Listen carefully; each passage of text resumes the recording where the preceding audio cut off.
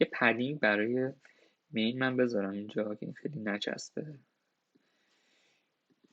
پدینگش رو بگیم 100 پیکسل و 30 پیکسل که خیلی به گوشه ها نچسبه. حالا اکثر من میخوام لود کنم. اکثر فقط کافیه که تهش بگم علامت سوال امبد. حالا عکس رو چه شکلی لود کنم؟ میام اینجا میگیم img src. توی پستمن دیدید اکثر نگاه کنید. من الان باید بگم که دسترسی پیدا کنم به embedded و بعد از اون به wp featured media. نگاه کنید چجوری دسترسی پیدا میکنیم. میگیم که post dot embedded. حالا من اینجا نمیتونم بنویسم که نگاه کنید اینجا نمیشه نوشت wp دو نقطه featured media. این غلطه. برای دسترسی به این باید این نقطه رو پاک کنید. اینجا به این شکل به این آبجکت دسترسی پیدا کنید. featured media. برگردیم اینجا embedded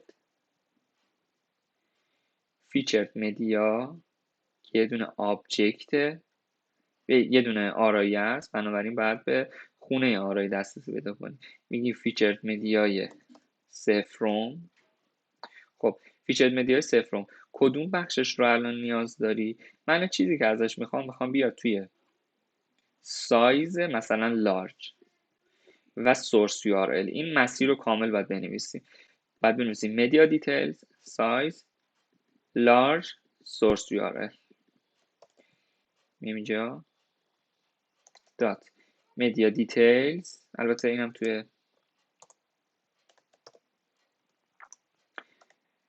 dot size dot کدوم سایز large dot source URL. میبینید که عکس رو اینجا برای من نمایش میده و هر استایل دیگه که بخواید میتونی بهش بدید. مثلا اینجا کلاس نیم مساویه با استایل اینجا اد میکنم import styles from single.module.css. اینجا بگیم که style.main.img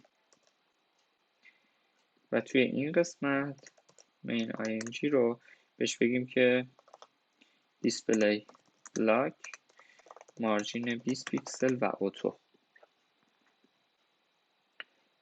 اگر خواستین چند تا استایل بهش بدین که ماژولار بود به صورت آرایه باید این کارو بکنه. یعنی بگین آرایه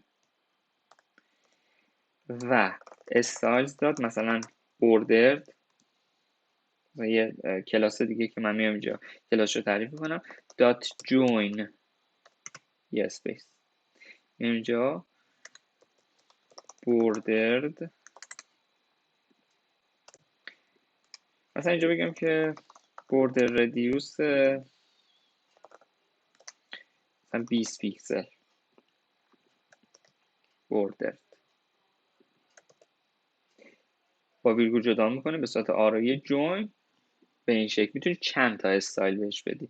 میبینی الان دو تا استایل من از دو تا کلاس متفاوت گرفته به صورت جداگونه. توی اینسپکت هم که ببینید میدونید که دو تا کلاس جدا هست همه اینا. یه دونه بورده مین ایمیج بورده.